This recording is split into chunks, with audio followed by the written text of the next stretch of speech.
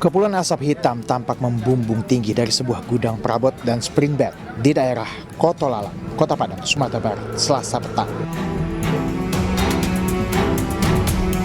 Kencangnya tiupan angin serta banyaknya material yang mudah terbakar membuat api semakin cepat membesar dan sulit dipadamkan. Dugaan sementara, kebakaran disebabkan oleh korsleting listrik dari salah satu ruangan di bagian belakang gudang. 10 unit mobil damkar dikerahkan ke lokasi guna memadamkan api. 1 jam kemudian, api pun berhasil dipadamkan. Diketahui, kebakaran ini terjadi saat sejumlah karyawan gudang tengah beristirahat. Itu lebih kurang 1 jam, karena setelah kita padamkan, angin agak berembus kencang, hidup lagi. Jadi kita berusaha semaksimal mungkin supaya apinya tidak ada lagi. Oke, saat kebakaran ada orang di dalam atau tengah kosong, Pak? Lagi istirahat, orang lagi istirahat, kelihatan api dilaporkan orang lagi istirahat. Lokasi kebakaran yang terletak di kawasan padat penduduk membuat sejumlah warga panik dan berusaha memindahkan barang berharga mereka. Beruntung tidak ada korban jiwa dalam kebakaran ini, namun kerugian ditaksir mencapai miliaran rupiah. Dari Padang, Sumatera Barat, Budi Sunandar, iNews melaporkan. Ya, seorang warga negara asing asal Afghanistan yang juga tercatat sebagai pencari suaka diamuk massa di Batam, Kepulauan Riau. WNA ini adalah ataupun menjadi bulan-bulan warga karena diduga mencabuli seorang remaja di bawah umur. Itu anak saya ini.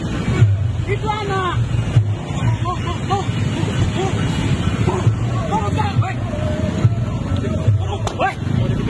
Sebuah video viral di media sosial memperlihatkan 2 orang pria mengadang mobil di kota Batam, Kepulauan Riau.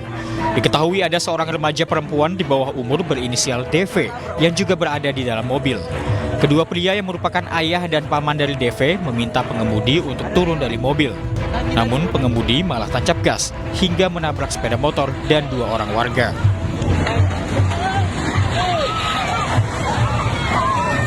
Warga akhirnya berhasil menghentikan dan mengeluarkan paksa pengemudi.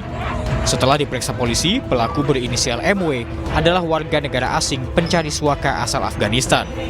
Keluarga DV kemudian melaporkan pelaku dengan kasus pencabulan anak di bawah umur. Menurut polisi, pelaku dan korban sudah sebulan saling mengenal melalui media sosial. Pelaku mengaku sempat berhubungan intim dengan korban pada pertemuan pertama. Dugaan awalnya itu adalah laka lantas. Kemudian pengemudi dari mobil tersebut itu akhirnya dipukuli oleh masyarakat di Bengkong. Hasil diamankannya WNA tersebut, didapatlah keterangan awal bahwa ada dugaan pencabulan anak di bawah umur.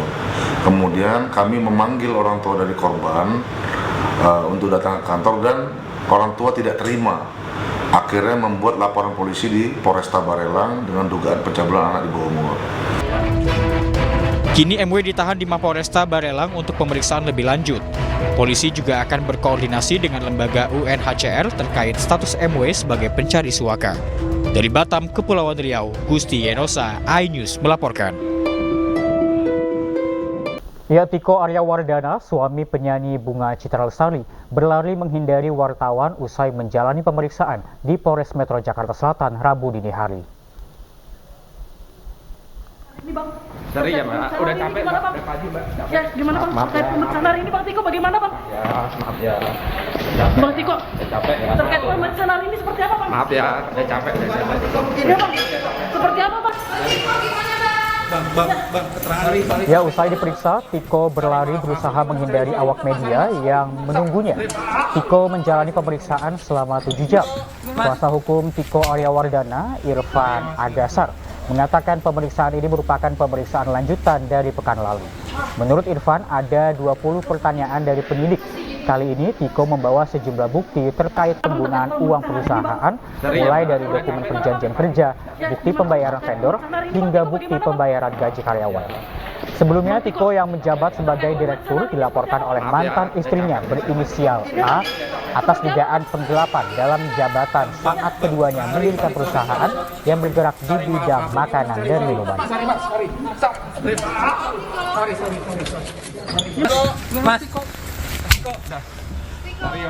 Bersifat pembuktian ya, dengan data-data yang valid tentunya yang kita bawa, sehingga satu persatu kita submit, dan hari ini juga kita sudah berikan tanda terima ya beberapa bukti yang bisa mendukung proses ini bisa menjadi clear.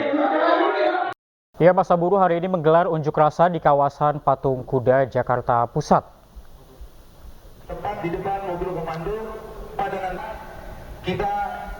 Partai Buruh bersama Aliansi Buruh kembali menggelar unjuk rasa hari ini. Aksi digelar di kawasan Patung Kuda, Jakarta Pusat. Dan dalam aksi ini, massa menuntut setidaknya 3 hal, yakni mencabut Omnibus Law, Undang-Undang Cipta Kerja, menghapus outsourcing dan menolak upah murah, serta mencabut Permendak nomor 8 tahun 2024 tentang kebijakan dan pengaturan impor. Uji material terkait Undang-Undang Omnibus Law yang pada hari ini kita rekan pimpinan dari federasi yang akan menyampaikan. Ya, untuk informasi terkini kita bergabung dengan rekan Yasmin Atania di kawasan Patung Kuda, Jakarta Pusat. Selamat siang, Yasmin, bagaimana situasi di sana saat ini? Ya, pemirsa, kalangan buruh yang tergabung dalam Konfederasi Serikat Pekerja Indonesia atau KSPI dan juga Partai Buruh ini menggelar aksi unjuk rasa di kawasan Patung Kuda, Jakarta Pusat. Adapun masa aksi sudah mulai hadir atau mendatangi kawasan ini sejak pukul 9.30 waktu Indonesia Barat. Sejumlah tuntutan terus disuarakan, tentunya ada 3 tuntutan, pemirsa. Yang pertama terkait dengan penghapusan Undang-Undang Cipta Kerja yang mana hari ini bertepatan dengan hari di mana MK menyidangkan judicial review yang diajukan salah satunya oleh Partai Buruh. Dan saat ini memang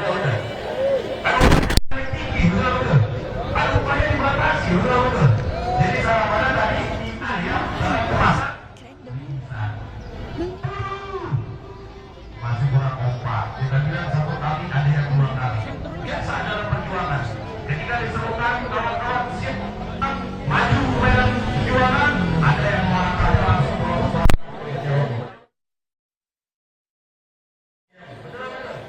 Ya, pemirsa, ke-7 keluarga terpidana kasus Vina dan Eki akan melaporkan Ibtu Rudiana ke Mabes Polri. Pelaporan dilakukan lantaran Rudiana dianggap menyalahi prosedur saat penangkapan para narapidana. Pelaporan tersebut akan disampaikan langsung keluarga 7 terpidana dan didampingi oleh kuasa hukum. Salah satu perwakilan keluarga terpidana, Kosim, ayah dari Eko Ramadhani, menyebut jika pelaporan dilakukan karena Rudiana diduga menyalahi prosedur saat penangkapan. Menurut Kosim, penangkapan terpidana seharusnya dilakukan oleh anggota Reskrimum, sementara Rudiana merupakan anggota Res Narkoba.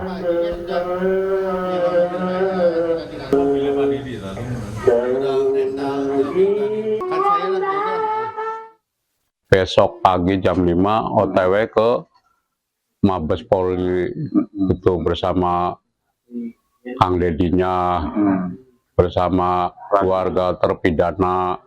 Laporin apa, Pak? Yang laporin masalah itu Pak Rudiana.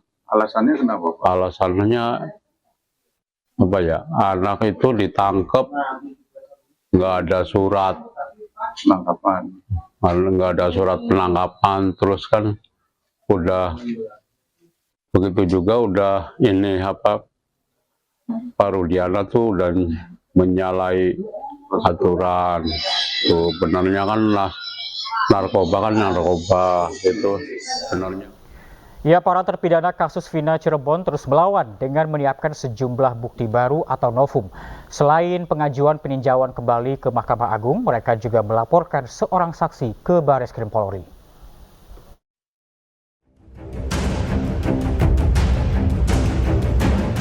Enam dari 7 terpidana kasus pembunuhan Vina dan Eki berencana mengajukan peninjauan kembali ke Mahkamah Agung. Mereka menyiapkan bukti baru atau novum yang menunjukkan para terpidana tidak bersalah dalam kasus ini. Selain itu, rencananya kuasa hukum para terpidana akan kembali melaporkan seorang saksi ke Bareskrim Polri. Memang hari ini kami dijadwalkan untuk bertemu dengan para terpidana, ya melakukan kunjungan. Ada beberapa hal yang kami ingin konfirmasi langsung dengan para terpidana, ya, hal-hal informasi dalam rangka pengumpulan bukti, ya, novum untuk rancangan memori PK kami. ya kan? Jadi terkait juga ada langkah-langkah hukum yang akan kami lakukan, ya kan? Terutama besok rencana memang kami akan kembali ke Barreskrim, gitu, kira-kira untuk melakukan langkah hukum lanjutan ya terhadap melaporkan seseorang lah ya, melaporkan seseorang yang terkait dengan peristiwa 2016 yang lalu, ya, klien kami sudah memberikan kuasa kepada kami untuk melaporkan ini, untuk kita buktikan, kita uji bahwa apakah keterangan mereka tahun 2016 yang membuat mereka sekarang menjadi terpidana seumur hidup itu benar apa tidak, gitu. Itu kira-kira begitu, Mas. Dalam kasus Vina Cirebon, hakim menjatuhkan vonis penjara seumur hidup kepada 7 terpidana, yaitu Jaya, Supriyanto, Eka Sandi, Hadi Saputro, Eko Ramadhani, Sudirman, dan Rivaldi Aditya Wardana. Sementara 1 terpidana lainnya, Saka Tatal, divonis 8 tahun penjara karena masih di bawah umur. Tim Liputan iNews melaporkan. Ya, Pengadilan Negeri 1 Cirebon telah menunjuk 3 hakim untuk sidang peninjauan kembali Saka Tatal yang akan dilaksanakan 24 Juli 2024. Tim kuasa hukum Saka Tatal telah menyiapkan saksi dan bukti baru untuk menghadapi sidang tersebut.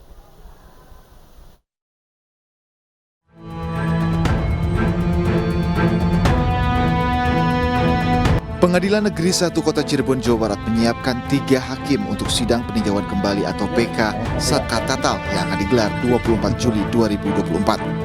3 hakim tersebut yakni Rizka Yunia SH, Galuh Rahma Esti SH, dan Justisia Permatasari SH. Selain 3 hakim, PN 1 Kota Cirebon juga menyiapkan 1 jaksa, Asep Sunarsa. Terkait sidang PK, kuasa hukum Saka Tatal mengaku telah melakukan persiapan, di antaranya menyiapkan saksi dan bukti baru atau novum. Saya kira sekarang sedang menggodok untuk persiapan bagaimana saksi, bagaimana novum supaya bisa tidak terbantahkan. Karena ini mempertaruhkan semuanya, tapi ini bagian dari koreksi. Saka Tatal adalah salah satu terpidana kasus kematian Vina dan Eki. Saka Tatal kini telah bebas dan akan mengajukan peninjauan kembali.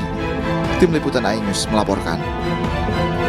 Pihak kuasa hukum 4 terpidana kasus Vina meminta Polda Jawa Barat segera memindahkan terpidana ke Lapas Cirebon. Sementara Kalapas kelas 1A Kebonwaru mengaku belum mendapat informasi dari Polda Jawa Barat terkait pemindahan 4 terpidana tersebut.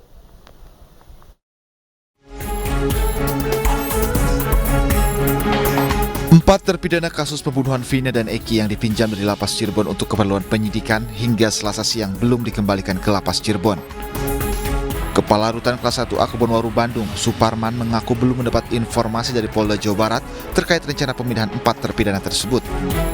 Dapat informasi dari pihak Polda ya, makanya dari itu lebih baik nanya ke Polda sampai kapan. Nanti kalau memang sudah waktunya pasti akan koordinasi dengan kami. Berarti statusnya masih penitipan, Pak? Ya, masih dititipkan di sini ya, untuk yang 4 orang di Rutan Bandung. Nanti pasti akan koordinasi kalau seandainya menurut Polda sudah harus dikembalikan. Sementara itu, kuasa hukum 4 terpidana kasus Vina, Ruli, mengaku telah menulis surat agar para terpidana dikembalikan ke tempat asal, yaitu ke Lapas Cirebon. Karena pertama, kasusnya Peggy dikaitan di masalah ini sudah selesai. Kedua, jarak antara para keluarga ke sini kan kasihan. Maka orang nggak punya ongkos saja jadi masalah. Jadi tolonglah supaya dikembalikan mereka ke tempat asalnya. 4 terpidana kasus Vina dan Eki yang masih ditahan di Lapas Kelas 1A Kebonwaru Bandung adalah Hadi Saputra, Rivaldi, Eka Sandi, dan Supriyanto. Pihak kuasa hukum berharap para terpidana itu segera dikembalikan ke Lapas Cirebon karena keempatnya sedang berproses untuk mengajukan peninjauan kembali atau PK atas kasus mereka. Dari Bandung, Jawa Barat, Mujib Prayitno, iNews melaporkan. Ya, Marliana, kakak almarhumah Vina, mengungkap nama Mega, sosok yang menjemput Vina saat kejadian. Pihak keluarga mendesak polisi segera menggali keterangan dari Mega.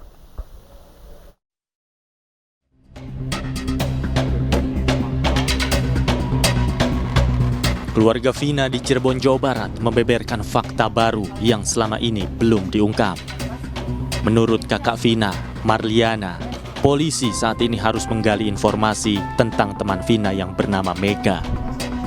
Marliana mengatakan Mega adalah sosok wanita yang menjemput adiknya pada 27 Agustus 2016. Pihak keluarga mendesak polisi segera memeriksa Mega untuk mendapatkan keterangan baru. Kalau bisa memang saksi itu yang benar-benar melihat atau mengalami atau benar-benar mengetahui masalah kejadian gitu kan. Jadi seperti saksi yang tadi saya sebutkan yang memang belum pernah sama sekali diperiksa, saudari Mega itu kan bisa dijadikan saksi, petunjuk baru yang memang sama sekali belum pernah dipanggil gitu kan. Jadi kita berharap saksi-saksi yang benar-benar bisa dipertanggungjawabkan perkataannya, tidak asal bunyi. Keluarga Vina berharap keterangan dari saksi baru bisa segera mengungkap siapa dalang dan motif pembunuhan Vina dan Eki. Dari Cirebon, Jawa Barat, Tim Liputan iNews melaporkan. Ya, menurut Ketua Umum Pradi, Oto Hasibuan, banyak kejanggalan dari barang bukti yang diungkap penyidik dalam kasus kematian Vina dan Eki. Kita simak selengkapnya dalam kutipan dialog dalam program Rakyat Bersuara bersama Aiman Wicaksono. Ya, yang bisa dilihat kejanggalan lah. Saya tidak menuduh polisi berbuat macam-macam, tapi kejanggalan. Di dalam berita acara penyitaan, yang disita dari, kalau saya tidak keliru, dari Sudirman, itu katanya ada 3 buah batu. Dilakukan tanggal 2 September, 26 kalau nggak salah. 02 atau 26, lupa saya. Pokoknya setelah kejadian. 2 September kalau saya tidak keliru. 3 batu. Coba bayangkan, batu ini katanya kan dipakai memukul orang, melempar atau melakukan pembunuhan. Oke? Ya. Lantas tiba-tiba berapa hari kemudian batu itu disita dari Sudirman. Sehingga pertanyaan saya, apakah mungkin Sudirman setelah memakai batu ini memukul, menyimpan, lantas diambil lagi, dipungut lagi batu ini, disimpan lagi ke rumahnya, baru disita? Impossible. Gak mungkin. Batu ini bisa kembali kepada dia, disita dari dia. Ya. Satu. Kedua, ada juga di situ saya lihat disita adalah botol minuman tempat mereka minum miras lah seperti itu. Ya kan? Jadi pertanyaan saya, katanya mereka ke warung Ning minum miras, lakukan pembunuhan. Lantas berapa hari kemudian ditemukan disita dari Sudirman itu adalah botol aqua bekas minuman. Pertanyaan saya, setelah mereka minum, apa botol aquanya dibawa-bawa ke sana? Kemudian setelah membunuh, botol aquanya dibawa pulang ke rumah lagi. Lantas disita dari dia. Tidak dikasih keterangan dari mana botol itu ditemukan? Dari Sudirman, disita dari dia. Oh, artinya disimpan begitu? Iya, jadi nggak mungkin kan? Padahal itu dipakai untuk minum. Bagaimana bisa disita dari dia? Botol itu. Ini barang bukti kan gitu. Nah, satu lagi ya. Saya belum baca semua, saya harus jujur ya. Tapi ada di dalam berita acara yang saya lihat, ada berita acara yang tidak didampingi oleh pengacara. Ya. Walaupun kemudian di lembaran kedua ada berita tambahan didampingi pengacara. Kalau ternyata kalau ternyata ada berita acara tersangka di sana yang sama sekali tidak didampingi oleh pengacara, meskipun dia didampingi di pengadilan, maka berdasarkan beberapa putusan Mahkamah Agung jurisprudensi, maka terpidana tersebut harus dinyatakan bebas. Ya, praktisi hukum Rasman Arief Nasution mempertanyakan kebenaran Peggy Setiawan soal tato bintang yang dia miliki. Rasman menduga Peggy berbohong soal pembuatan tato dan meminta Polda Jabar untuk menyidik kembali kebenaran keterangan Peggy. Selanjutnya kita simak selengkapnya dalam kutipan dialog dalam program Rakyat Bersuara bersama Aiman Wicaksono. Pasang tato itu gambar bintang? Iya, benar. Tahun berapa itu? Ada 2015, gambar bintang. 2016. Gambar bintang. Coba saya tunjukkan. Gambar bintang. Iya. Tahun berapa? Ada yang 2015, 2016. 2015, 2016. Iya, benar. Itu terinspirasi katanya dari Wilfred Zaha. Iya, benar. Benar. Pemain apa itu? Peter Peles sih. Crystal Peles. Benar ini? Hah? Benar ini?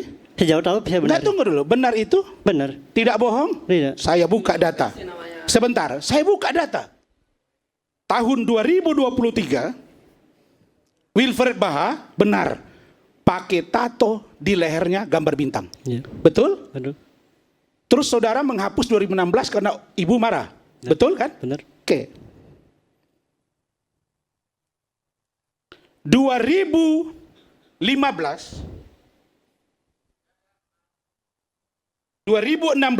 2015, Wilfred Baha tidak pakai tato bintang di lehernya. Iya.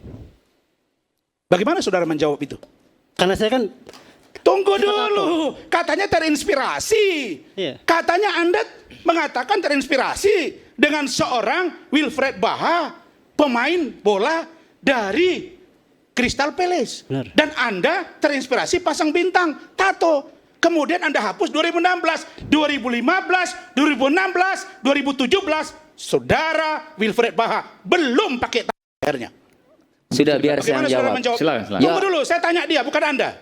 Saya tanya dia. Sudah, nggak usah diladeni. Yang ngomong dia, nggak usah nggak usah diladeni.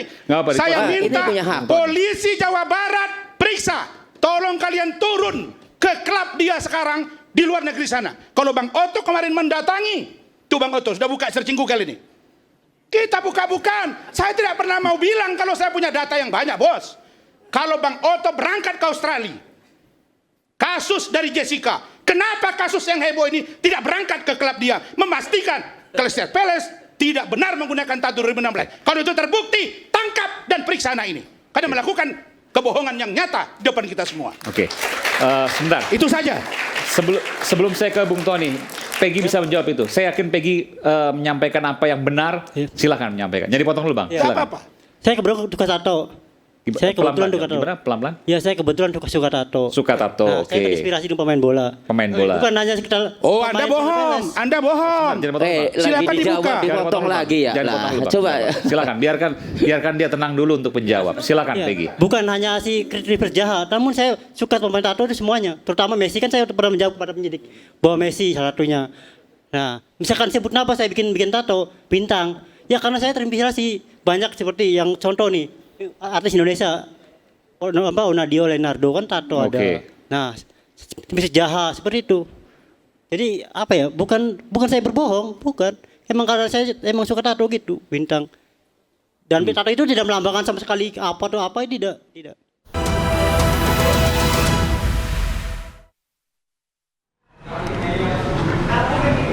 Ya siap Mbak, ini kita udah standby kok. Siap. Kita ngalangin jalan. Ya, Anda menyaksikan Breaking News bersama saya Reza Siregar. Ketujuh keluarga terpidana kasus Vina dan Eki akan melaporkan Ibtu Rudiana ke Mabes Polri. Pelaporan dilakukan lantaran Rudiana dianggap menyalahi prosedur saat penangkapan para narapidana.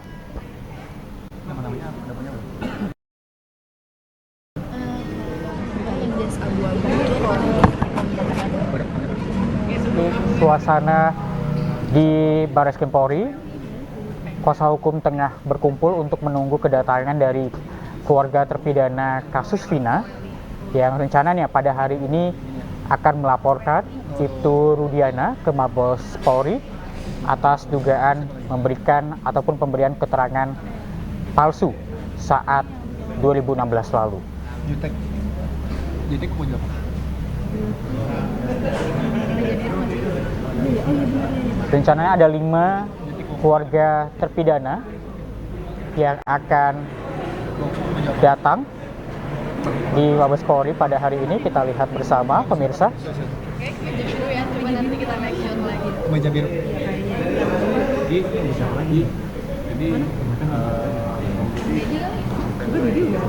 Sebelumnya juga disampaikan oleh Kosim, ayah Eko, salah satu terpidana dalam kasus Vina. Ini mereka berangkat pada hari ini pada jam 5 pagi dari Cirebon menuju ke Barreskrim Polri untuk nantinya membawa sejumlah barang bukti baru juga yang dapat diperkuat untuk melaporkan Ibtu Rudiana dalam kasus ini. Seperti diketahui pemirsa bahwa Ibtu Rudiana adalah ayah almarhum Eki, salah satu korban yang meninggal bersama Vina pada 2016 lalu.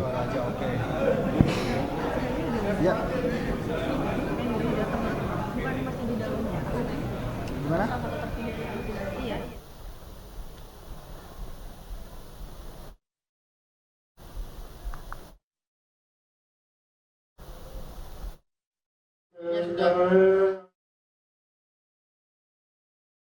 Oke.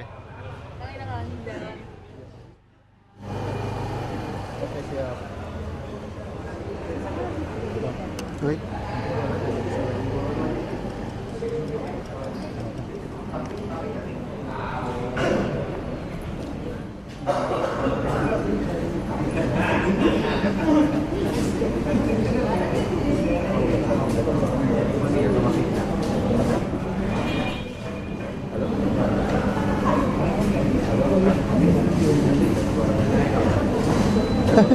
Action.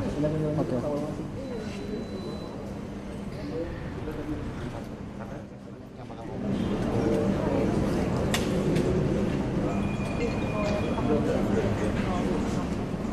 Dan kita juga melihat pemirsa bahwa pelaporan ini dilakukan usai sidang pra-peradilan Peggy Setiawan telah dilaksanakan dan putusan dari Pengadilan Negeri Bandung, Jawa Barat beberapa waktu yang lalu menyatakan bahwa Peggy Setiawan dinyatakan bebas. Dan hal tersebut membuat sejumlah terpidana selain Saka Tatal ini juga mengajukan pengajuan kembali ataupun peninjauan kembali.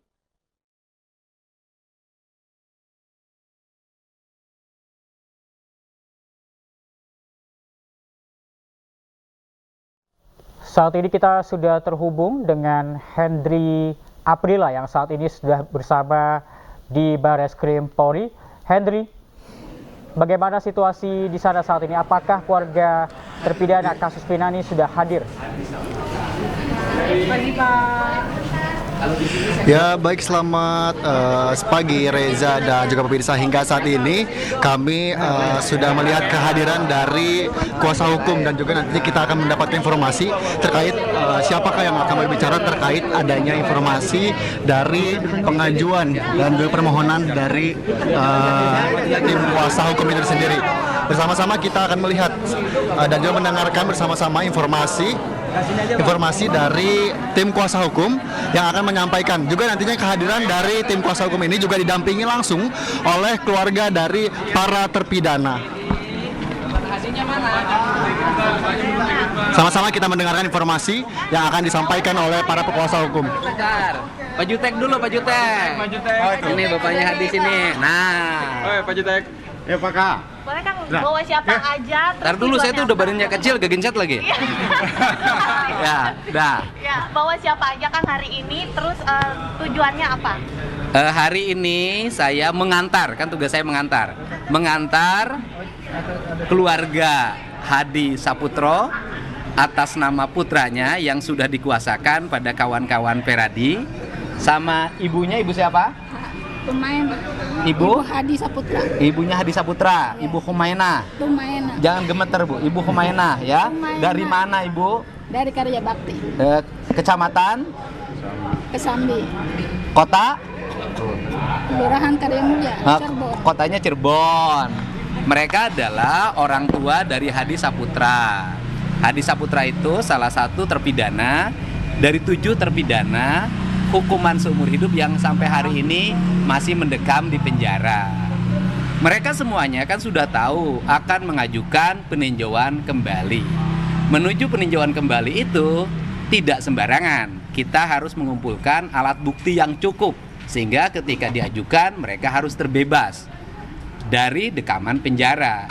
Dari rangkaian peristiwa yang sudah kami sampaikan ke sini, mereka pertama dulu menyampaikan laporan terhadap dugaan kesaksian palsu Pak RT Pasren dan anaknya Abdul Kahfi. Yang kedua, dugaan kesaksian palsu Aep dan Dede. Nah, ini sekarang yang ketiga.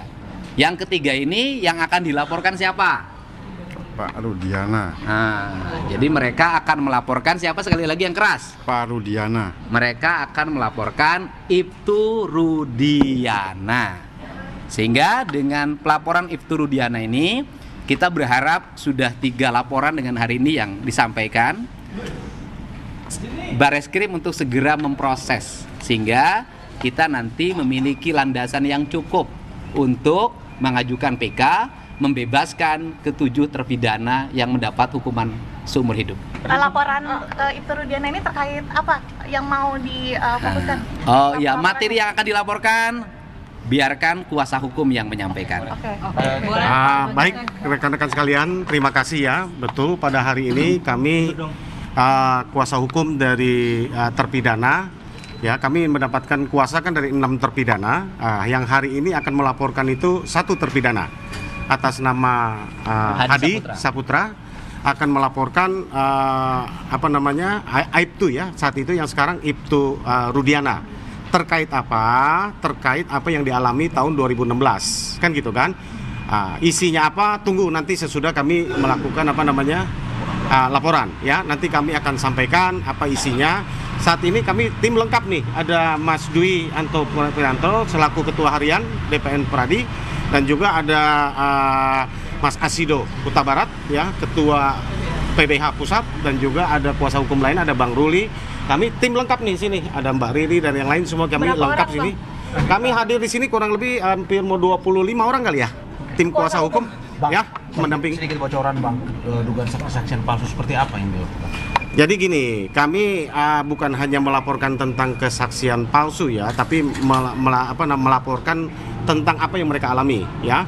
Kan sebagaimana kita tahu bahwa selama ini ada isu tentang penganiayaan, ada isu tentang penyiksaan, ada isu tentang penekanan secara psikis ya, itu salah satu yang akan kami laporkan mewakili Hadi Saputra. Apakah betul gitu kita uji kan gitu loh, karena ada saksi yang melihat, ada bukti-bukti yang kami lampirkan gitu kan. Bang, ini berarti cuma 1 terpidana aja yang melaporkan, terpidana lain ada yang melaporkan terkait ini enggak? Mungkin Bang Ruli bisa tambahkan, Bang Ruli sama Mas Dwi. Kenapa yang melaporkan cuma 1 terpidana? Ya, begitu kan? Saya bantu nanyanya. Kang Ruli, baik. Kali ini memang baru Hadi Saputra. Tentu saja Hadi Saputra itu kan membutuhkan saksi-saksi dan bukti-bukti kenapa dia melaporkan. Nah, untuk itu maka kawan-kawan terpidana yang lain hari ini mungkin hanya sebagai saksi dulu. Gitu. Mungkin besok atau lusa kalau kita memungkinkan bisa saja kita juga akan melaporkan yang lainnya juga. Atas 6 terpidana yang saat ini ada di dalam. Bang, tapi ini terkait penganiayaan foto lebam yang beredar di dalam penjara atau yang antara lain itu. Bang, tapi ini ada kaitannya dengan permintaan kuasa hukum untuk mengembalikan tahanan ke Cirebon apa gimana? Oh itu enggak. Kalau pengembalian tahanan Cirebon itu kami sudah kirim surat kemarin itu kepada Dirjen Pas dan juga kepada ketua-ketua lapas supaya para terpidana ini dikembalikan ke lapas asalnya. Kenapa? Karena kasihan keluarganya mau menemui aja susah, harus mengeluarkan biaya yang begitu banyak ke Bandung. Padahal yang biasanya mereka dekat di Cirebon sana bisa berhubungan. Nah ketika dia ke Bandung pun sampai hari ini keluarga Sudirman hanya orang tuanya saja yang boleh. Ini kan juga, tapi saya nggak mau berdebat di situ deh. Saya hanya mau bilang bahwa yang bertanggung jawab atas semua ini adalah kepala lapas. Maka kami minta kepala lapas untuk mengembalikan para terpidana ini ke Cirebon. Karena persoalan dengan Bandung saya kira sudah selesai. Masalah Peggy kan sudah selesai. Nggak ada lagi, apalagi yang ditunggu gitu. Itu saja itu mengenai surat ya. Saya kira kan kalau itu sudah dilaporkan oleh pengacara yang lain ya di Cirebon. Dia dilaporkan. Yang kami laporkan ini adalah masalah pidananya, perbuatan tindak pidana yang dia lakukan. Dia bikin laporan polisi itu kan model B, bukan model A. Artinya kita anggap dia masyarakat biasa, gitu. Oleh karena itu apa yang dia lakukan, melakukan penangkapan, melakukan penekanan dan lain sebagainya, itulah yang akan kita laporkan. Mari kita uji, kita kawal aja sama-sama, kita uji nih. Bang, berarti penganiayaan apakah ada juga laporan terkait dugaan kesaksian? Ya udah otomatis di dalamnya udah ada di dalam. Jadi yang dibawa apa aja, Bang? Hah? Saya nggak akan perlihatkan, tidak akan perlihatkan pada bapak-bapak ya, nanti setelah LP lah. Nanti kita akan perlihatkan semua. Terima kasih Bang Ruli. Atur nuhun. Ya. Jadi intinya permohonannya bagi saya adalah ini kan saya mengawal warga ini kan dari aspek sosial, bukan pada aspek hukumnya karena itu bukan ranah saya. Dari sisi aspek sosial, ini masyarakat keluarga 7 terpidana sesungguhnya sudah tidak punya kemampuan apapun. Sudah berhenti bekerja, setiap hari harus pergi ke Bandung, itu pun atas dorongan dan bantuan keluarga Peradi, sehingga mereka tidak memerlukan ongkos lagi.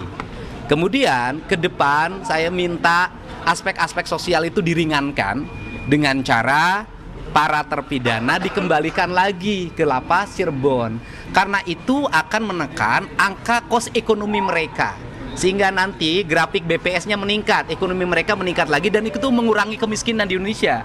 Ini yang paling penting. Kemudian yang berikutnya adalah dari sisi sosial, saya sebagai warga masyarakat Jawa Barat, ini kan publik harus tahu bahwa Pak Rudiana itu melaporkan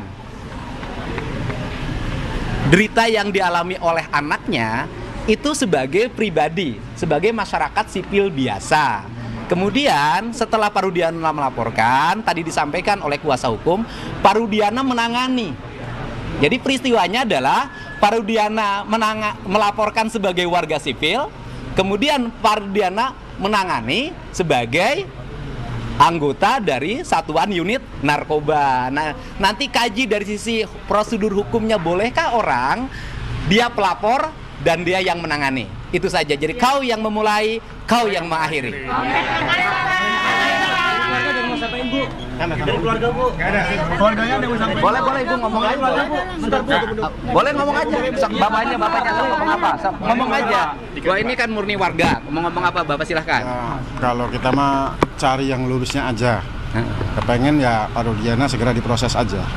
Karena untuk menegakkan hukum dan keadilan. Udah gitu aja. Dan yakin anak Bapak tidak terlibat, Bapak? Insya Allah, karena anak juga yakin dia itu nggak melakukan. Saya tanya sekali lagi, yakin anak Bapak tidak membunuh? Yakin. Yakin anak Bapak tidak memperkosa? Yakin. Oke, Pak. Terima kasih, Pak. Ditunggu setelah ini ya, Pak.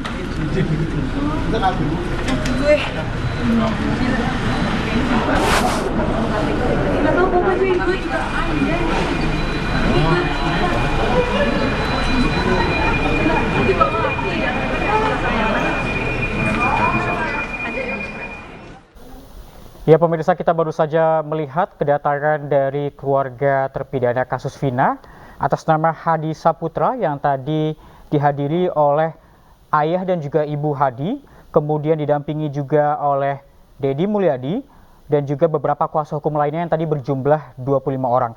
Di mana dikatakan bahwa ayah dan ibu Hadi ini yakin bahwa anaknya tidak bersalah dalam kasus Vina dan juga Eki yang terjadi pada 2016 lalu. Dan pemirsa, kita lanjutkan, para terpidana kasus Vina Cirebon terus melawan dengan menyiapkan sejumlah bukti baru atau novum. Selain pengajuan peninjauan kembali ke Mahkamah Agung, mereka juga melaporkan seorang saksi ke Barreskrim Polri.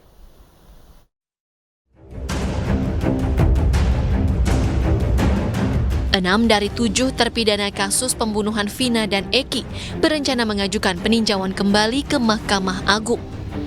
Mereka menyiapkan bukti baru atau novum yang menunjukkan para terpidana tidak bersalah dalam kasus ini. Selain itu, rencananya kuasa hukum para terpidana akan kembali melaporkan seorang saksi ke Barreskrim Polri.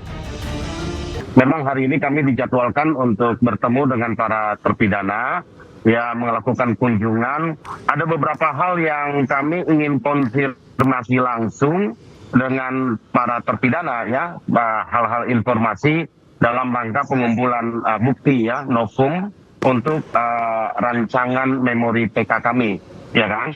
Jadi terkait juga ada langkah-langkah hukum yang akan kami lakukan, ya kan. Terutama besok rencana memang kami akan kembali ke Barreskrim, kira-kira untuk melakukan langkah hukum lanjutan, ya, terhadap melaporkan seseorang lah, ya, melaporkan seseorang yang terkait dengan peristiwa 2016 yang lalu, klien kami sudah memberikan kuasa kepada kami untuk melaporkan ini, untuk kita buktikan, kita uji bahwa apakah keterangan mereka tahun 2016 yang membuat mereka sekarang menjadi terpidana seumur hidup itu benar apa tidak gitu. Itu kira-kira begitu, Mas. Dalam kasus Vina Cirebon, hakim menjatuhkan vonis penjara seumur hidup kepada 7 terpidana, yaitu Jaya, Supriyanto, Eka Sandi, Hadi Saputro, Eko Ramadhani, Sudirman, dan Rivaldi Aditya Wardana. Sementara 1 terpidana lainnya, Saka Tatal, divonis 8 tahun penjara karena masih di bawah umur.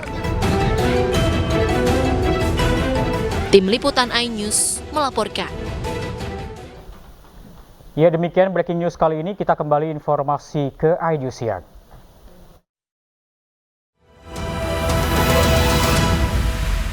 Ya, sudah 20 tahun Undang-Undang Penghapusan Kekerasan dalam Rumah Tangga diberlakukan. Namun nyatanya kasus KDRT tetap saja terjadi setiap hari dengan istri sebagai mayoritas korban. Lantas apa pemicu kasus KDRT terus terjadi bahkan hingga menyebabkan korban tewas? Kita akan bahas bersama pemirsa bersama psikolog anak, remaja dan keluarga Novita Tandri. Selamat siang Ibu Novita, selamat sehat Bu. Selamat siang Mas Reza. Ya Ibu Novita, dari kasus-kasus yang pernah Ibu tangani, ini rata-rata apa Bu sebetulnya penyebab perilaku KDRT? Kalau saya melihat di sini mungkin ada 2 penyebab yang paling utama. Yang pertama karena adanya gangguan kesehatan mental atau jiwa yang kita sebut dengan psikosis. Psikosis itu bisa nanti leadingnya kepada kesehatan mental, gangguan kesehatan mental dan jiwa seperti skizofrenia, depresi berat, gangguan bipolar, delusi, dan penyakit mental lainnya, dan ini harus ada serangkaian pemeriksaan dan screening atau assessment. Psikosis itu kondisi yang menyebabkan penderitanya sulit untuk membedakan antara kenyataan dan imajinasi. Jadi dia nggak tahu apakah dia berada di dalam realita atau dia berada dengan imajinasi. Nah, ini yang disebut dengan episode daripada psikosis atau psikosis episode. Yang kedua adalah anger management. Jadi bagaimana manajemen daripada kemarahan. Kita kenal ada beberapa emosi. Emosi takut, emosi sedih, gembira, marah. Nah, marah menjadi emosi yang paling merusak. Dan bisa sampai menyebabkan kehilangan nyawa atau kecacatan seperti berita-berita yang barusan kita dengarkan. Dan salah satu daripada emosi marah ini datang dari kecemburuan. Nah, kenapa laki-laki yang lebih banyak melakukan tindakan KDRT? Tadi kita dengar bahwa Undang-Undang TPKS nomor 12 tahun 2022 ini baru disahkan 2 tahun yang lalu setelah rancangan undang-undang selama 10 tahun perjalanan, berarti 12 tahun perjalanan sampai akhirnya diterbitkan. Kenapa tetap laki-laki? Kalau saya melihat karena satu, budaya patriarki kita. Yang kedua adalah bagaimana kita membesarkan anak-anak laki-laki kita yang tidak bisa meluapkan emosi mereka. Mereka diminta untuk tidak memperlihatkan emosi sejak dari kecil. Jadi kalau dilihat ada beberapa alasan di sana, Mas Reza. Baik Bu Novita, berarti ada 2 penyebab terjadinya KDRT menurut pandangan Bu Novita. Ini ada yang pertama gangguan kesehatan mental, kemudian anger management, dan ada juga budaya patriarki begitu Bu ya. Dan kemudian apa sebetulnya Bu yang apakah kita bisa melihat pelaku KDRT ini membawa bibit-bibit kekerasan dari sebelum menikah? Sebenarnya sangat bisa sih kita melihat gejala-gejala seseorang yang memang punya kemarahan manajemen yang tidak terkontrol. Sangat bisa dari bagaimana dia berinteraksi, bukan hanya kepada pasangannya atau pacarnya saat itu, tetapi bagaimana dia berinteraksi dengan orang lain, berinteraksi dengan rekan sekerjanya, berinteraksi dengan saudaranya, bersama dengan teman-temannya, atau di mana lingkungan dia tumbuh dan berkembang gitu ya. Dan itu sangat bisa sebenarnya ngelihat gejala-gejala ini. Dan kalau itu kita anggap bahwa nggak apa-apa kok, nanti juga setelah menikah, setelah punya istri dan punya anak, dia akan belajar untuk menjadi lebih sabar. Karakter nggak bisa diubah. Karakter itu akan ada dan terus sampai seseorang itu meninggal, dipanggil pulang kembali kepada penciptanya. Tetapi karakter itu kalau yang sudah tertanam di usia dewasa sangat sulit untuk diubah kecuali orangnya menyadari dan kecuali mendapatkan treatment atau mendapatkan serangkaian rehabilitasi. Kelihatannya sederhana, manajemen amarah. Tapi kalau sudah sampai ke titik akhirnya dia nggak bisa mengontrol kemarahan ini akan sangat bisa merusak dan membahayakan jiwa orang lain yang seharusnya dilindungi dan disayangi. Baik, Bu Novita tadi sampaikan bahwa pelaku ini tidak bisa mengatur emosi begitu Bu ya. Dan apakah nantinya jika mereka tidak bisa mengatur emosi, mereka langsung melakukan kekerasan melalui fisik atau biasanya melalui psikis dulu Bu? Tergantung, manusia itu kan terdiri dari proses kehidupan ya dari kecil. Nah biasanya juga kemarahan ini kan dari kecil yang kita sebut dengan masa tantrums. Masa tantrums itu masa di mana kecerdasan emosi harus diberikan dari orang tua kepada anaknya. Itu di usia 2-4 tahun. Kalau itu tidak terlewati dengan baik, setelah 5 tahun akan muncul tantrum seri kedua di mana anak remaja berusia 12, 13, 14 dan harus beres sebelum di usia 15. Masa krusial di masa anak-anak ini. Dan kalau tidak beres juga, artinya dia nggak punya kecerdasan, dia nggak punya keterampilan mengelola kemarahan ini, akan muncul yang ketiga, tahapan di masa sebelum otak lobus frontal ini bertumbuh secara sempurna, berkembang secara sempurna di usia 25 tahun. Jadi sebelum masuk 25 tahun, 22, 23, 24, ini betul-betul dia harus punya belajar lagi di tahapan yang terakhir. Nah kalau di atas 25 tahun setelah fully develop si lobus frontal, otak depan ini yang kita sebut dengan bahasa awamnya adalah akal budi, akan sulit sekali untuk dia berubah. Jadi memang penting sekali preventif. Dari kecil anak diberikan contoh bagaimana mengelola kemarahan. Karena konflik terjadi setiap hari. Kita kenal ada yang disebut dengan manajemen konflik. Ya, ada satu ilmu yang kita pelajari, ada yang namanya manajemen konflik. Itu bagian daripada manajemen amarah. Kita untuk menghadapi konflik yang terjadi setiap hari, bahkan konflik dengan diri sendiri. Kalau ini tidak dipunyai dari kecil sebagai bekal menuju remaja dan ke arah nanti dewasa, seseorang akan sangat-sangat bisa merusak. Di luar dari itu yang perlu juga dilihat apakah dia punya psikotik ini yang tadi saya sebutkan di awal, punya gangguan mental dan jiwa nggak? Nah ini butuh serangkaian pemeriksaan dari EEG untuk cek otaknya, dari MRI bahkan dan CT scan untuk tahu apa yang terjadi dengan bagian otak di sana. Dan juga yang harus dilihat adalah apakah ada penyalahgunaan obat-obatan atau cedera di kepala yang bisa menyebabkan seseorang tidak bisa berfungsi dengan baik, yang disebut dengan lobus frontal atau fungsi eksekutifnya, Mas Reza. Baik, Bu Novita, pertanyaan terakhir Ibu, bagaimana kemudian cara yang paling tepat untuk anak dan juga istri agar dapat menghindari kasus KDRT ini, Bu? Harus mendapatkan pertolongan ya Mas ya, kalau ini sudah sampai di titik, jangan sampai akhirnya anak menjadi korban, bukan hanya secara psikologis, tetapi juga secara fisik. Artinya nanti bisa menyebabkan kecacatan atau bahkan bisa menghilangkan nyawa istri dan anak. Kalau buat saya, sudah melihat ini terus-menerus, jangan diam, harus bicara, harus dilaporkan gitu loh, sehingga pelaku ini bisa mendapatkan pertolongan, tidak sampai menyebabkan korban sudah terjadi. Karena korban sudah terjadi seperti yang disiram air keras, atau yang bahkan meninggal padahal sedang kondisi hamil, kan kehilangan 2 nyawa. Jadi buat saya carikan si pelaku, ini untuk pertolongan ada yang disebut dengan P2TP2A gitu ya di sana ya, atau Kementerian Kesehatan dengan hotline-nya untuk mendapatkan bantuan dan pertolongan. Karena kalau tidak takutnya malah menjadi semua akhirnya menjadi chaos dan korban akhirnya sudah berjatuhan.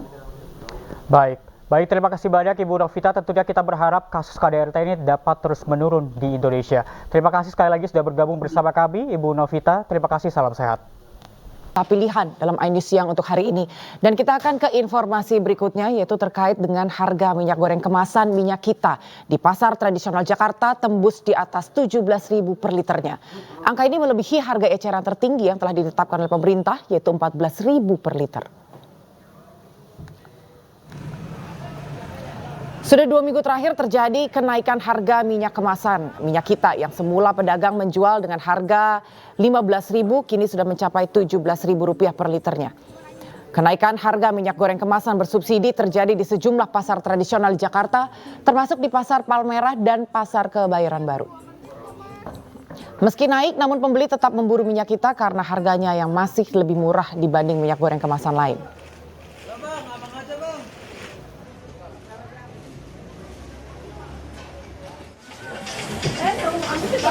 Kenaikan harga minyak goreng bersubsidi juga terjadi di Pasar Atas Kota Cimahi, yaitu di Jawa Barat. Minyak kita yang sebelumnya dijual seharga Rp14.000 per liter, kini menjadi Rp17.000 per liter.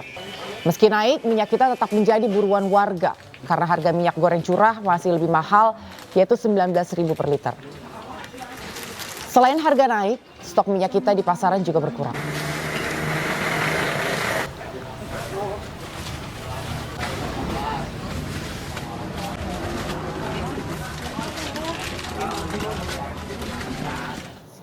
Lantas bagaimana pemirsa pantauan harga minyak goreng di Yogyakarta? Kita telah bergabung dengan rekan Anissa Rizkia di Pasar Giwangan Umum Bulharjo di Kota Yogyakarta.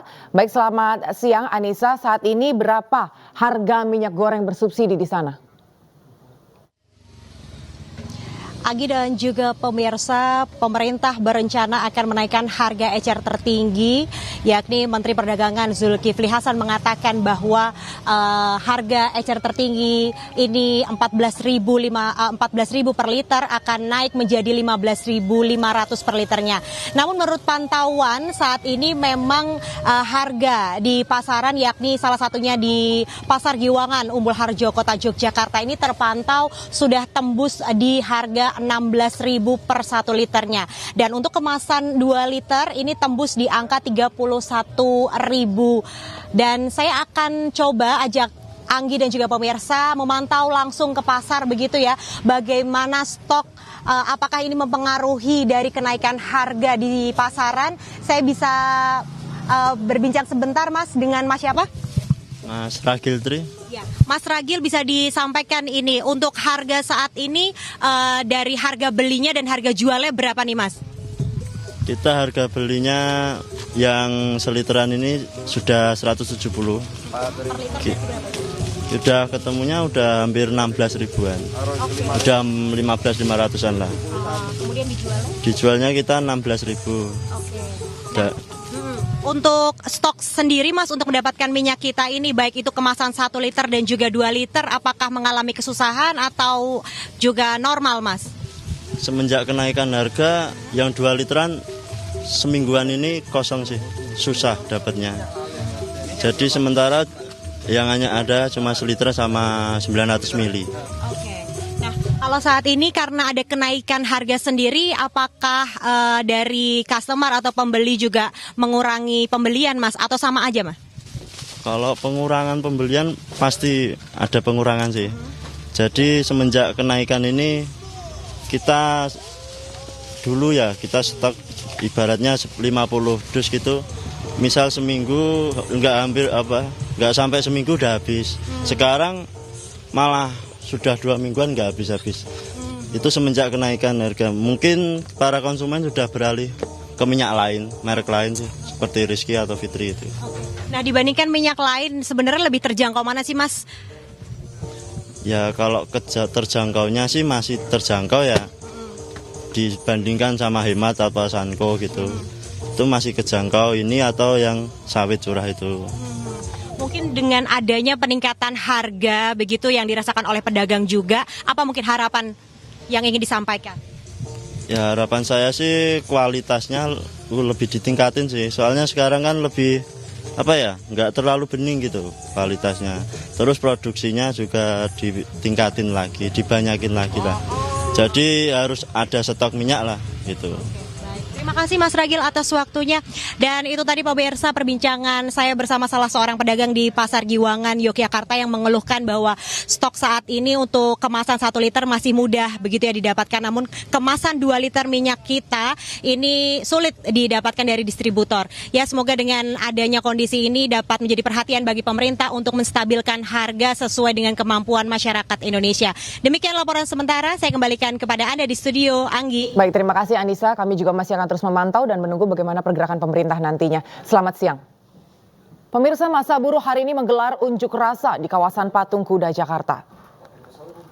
Partai Buruh bersama Aliansi Buruh kembali menggelar unjuk rasa hari ini. Aksi digelar di kawasan Patung Kuda, Jakarta Pusat. Dalam aksi ini massa menuntut setidaknya ada 3 hal, yaitu mencabut Omnibus Law Undang-Undang Cipta Kerja, menghapus outsourcing dan menolak upah murah, serta mencabut Permendak nomor 8 tahun 2024 tentang kebijakan dan pengaturan impor. Akhir bulan. Betul nggak? Depan, lapor KPBI. Uji material terkait Undang-Undang Omnibus Law yang pada hari ini kita rekan. Dan untuk informasi terkini, pemirsa, kita bergabung dengan rekan Yasmin Atania di kawasan Patung Kuda, Jakarta Pusat.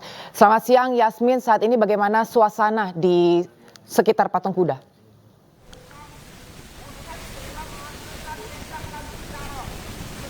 Selamat siang Anggi dan juga pemirsa. Hari ini kalangan buruh yang terdiri dari Partai Buruh dan juga Konfederasi Serikat Pekerja Indonesia atau KSPI menggelar aksi unjuk rasa di kawasan Patung Kuda, Jakarta Pusat. Adapun untuk saat ini memang sedang beristirahat terlebih dahulu sebelum akhirnya nanti kembali menyuarakan sejumlah tuntutan-tuntutan yang diharapkan dapat didengar oleh pemerintah untuk segera direalisasikan begitu. Dan untuk mengetahui terkait dengan apa saja tuntutan utama yang disuarakan hari ini dalam aksi unjuk rasa yang digelar hari ini, saya sudah bersama dengan KHRS Cahyono selaku Wakil Presiden KSPI. Selamat siang Pak Kahar. Ya, selamat siang. Pak Kahar, terkait dengan tuntutan yang disuarakan hari ini mungkin bisa diinformasikan lebih lanjut apa saja Pak? Ya, hari ini KSPI, Partai Buruh dan beberapa serikat pekerja yang lain melakukan aksi unjuk rasa di depan Mahkamah Konstitusi. Ada 3 tuntutan utama yang kami suarakan pada hari ini. Yang pertama adalah pencabutan Undang-Undang Cipta Kerja. Yang kedua adalah HUSTUM, hapus outsourcing, tolak upah murah. Dan kemudian yang ketiga adalah stop PHK. Nah, terkait dengan Undang-Undang Cipta Kerja, ini kami lakukan aksi ini bersamaan dengan sidang di Mahkamah Konstitusi yang agendanya mendengarkan keterangan saksi, di mana Bung Said Iqbal, Presiden Partai Buruh, salah satunya akan memberikan kesaksian dalam sidang di Mahkamah Konstitusi terkait dengan Undang-Undang Cipta Kerja. Ada 9 permasalahan yang kami suarakan. Kenapa kemudian buruh menolak Undang-Undang Cipta Kerja? Yang pertama adalah terkait dengan upah. Jadi sejak Undang-Undang Cipta Kerja ini disahkan, upah buruh kenaikannya sangat kecil, bahkan di bawah inflasi, tidak memenuhi kebutuhan hidup begitu. Yang kedua, outsourcing itu dibebaskan di semua jenis pekerjaan, tidak ada lagi batasan. Yang ketiga adalah terkait dengan buruh kontrak. Di Undang-Undang Cipta Kerja, kontrak bisa dilakukan berulang kali sehingga buruh sangat sulit untuk diangkat menjadi karyawan tetap. Bahkan dia tidak bisa bekerja sampai dengan masa pensiun karena mudah diputus kontraknya begitu. Yang lain adalah soal PHK. PHK sangat mudah dilakukan. Ini terkonfirmasi misalnya ketika impor dilakukan, banyak buruh yang ter-PHK, puluhan ribu buruh ter-PHK di sektor tekstil, garmen. Salah satu imbasnya adalah karena Undang-Undang Cipta Kerja yang mempermudah melakukan PHK. Selain itu soal pesangon yang kecil. Jadi kalau dibandingkan dengan undang-undang sebelumnya, Undang-Undang Cipta Kerja ini pesangonnya sangat kecil, hanya 0,5 ketentuan. Padahal dulu itu bisa 2 kali ketentuan. Dan permasalahan yang lain ada soal cuti, kemudian soal penggunaan tenaga kerja asing, dan kemudian adalah soal penghilangan beberapa sanksi pidana, itu juga ada dalam Undang-Undang Cipta Kerja. Nah, ini kaum buruh meminta kepada Mahkamah Konstitusi untuk benar-benar memastikan agar suara kami didengar, kesaksian kami dipertimbangkan, fakta-fakta yang ada bahwa Undang-Undang Cipta Kerja ini merugikan kaum buruh benar-benar diperhatikan, dan pada saatnya nanti Mahkamah Konstitusi memutuskan untuk mencabut Undang-Undang Cipta Kerja, setidaknya di klaster ketenagakerjaan. Gitu. Ini ada berapa jumlah aliansi yang turut dalam aksi unjuk rasa hari ini dan diperkirakan ada berapa jumlah massa Pak? Ya, kurang lebih 1000-an orang yang hari ini turun dalam aksi. Beberapa serikat pekerja yang hadir adalah KSPI, Konfederasi Serikat Pekerja Indonesia, ada KSPSI, kemudian ada KPBI, ada Federasi Serikat Pekerja Mitra Indonesia, ada SPN, dan berbagai serikat pekerja yang lain. Dan tidak hanya di Jakarta, aksi juga dilakukan di Surabaya, ada di Medan, ada di Batam, dan berbagai tempat yang lain. Buruh serentak melakukan aksi dengan tuntutan yang sama, mencabut Undang-Undang Cipta Kerja. Terima kasih atas atas waktunya bersama Ayu Siang, Pak Kahar. Semoga tuntutan-tuntutan yang disuarakan hari ini dapat segera didengar untuk pemerintah. Terima kasih Pak Kahar atas waktunya.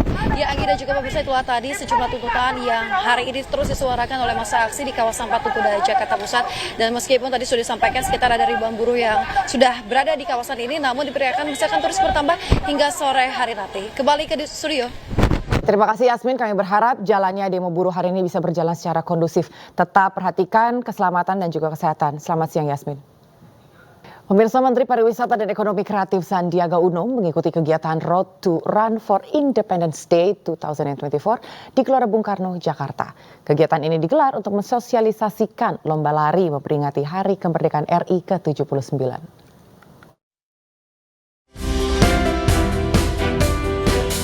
Menparekraf Sandiaga Uno bersama masyarakat mengikuti ajang lari maraton Road to Run for Independence Day di Gelora Bung Karno, Jakarta. Acara ini diselenggarakan dalam rangka mensosialisasikan ajang lari maraton bergengsi yang akan digelar pada tanggal 18 Agustus 2024. Digelar dalam rangka memeriahkan Hari Kemerdekaan ke-79 RI, para peserta akan menempuh jarak sepanjang 7,9 km yang dimulai dari Gedung Sabta Pesona Kemenparekraf dan berakhir di Gelora Bung Karno. 2.500 sudah menuju 3.000 sudah terpesan dan kemungkinan akan kita tambah lagi.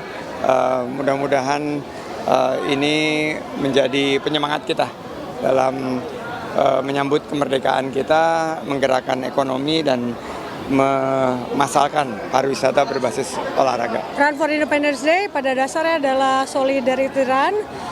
Ya di dalam kita ada darah Indonesia. Yang pasti siapa lagi yang bukan menjaga kalau bukan kita semua, dan ini adalah suatu ungkapan bersyukur untuk kita selalu menjaga harmoni keberagaman, menjaga persatuan dan kesatuan. Usai lari maraton, Sandiaga bersama masyarakat melakukan senam bersama di Gelora Bung Karno, Jakarta. Dari Jakarta, Hamzah Azwan Has, Oki Mahendra, Ainus melaporkan. Ya pemirsa, Anda pasti sudah sering mencoba jajanan mochi. Ya, ini makanan asal negeri tirai bambu yang memang sudah lama dikenal oleh masyarakat Indonesia. Tapi pernah terpikir nggak pemirsa bahwa Anda menikmati kenyalnya mochi ini dengan isian buah-buahan segar? Berikut ini liputannya kami hadirkan untuk Anda.